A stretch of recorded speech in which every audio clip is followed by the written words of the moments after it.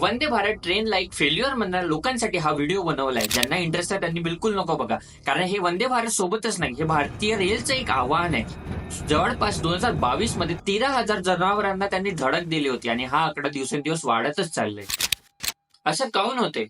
अनेक वेळा पशुपालक त्यांच्या जनावरांना रेल्वे ट्रॅक जवळ गवत चारायला नेतात. इथल्या गवताचं त्यांना काहीही शुल्क भरावं लागत नाही. काही वेळा ती जनावरे रेल्वे ट्रॅक जवळ गवत शोधायला येतात, ज्यामुळे दुर्घटनेचे चान्सेस खूप वाढते. काही वेळा ट्रक ओलांडताना देखील असे भीषण अपघात घडू शकतात. सरकारने अशा अपघातग्रस्त ठिकाणी सुमारे 10,000 किलोमीटरचं कुंपण बांधणं सुरू केले आणि रेल्वे कर्मचाऱ्यांना अशा ठिकाणी वारंवार हॉर्न वाजवायला सांगितले. तसेच जनावरांच्या मालकांनाही ट्रॅक जवळ जनावर चारण्याविरोधात जागृत केले जात आहे.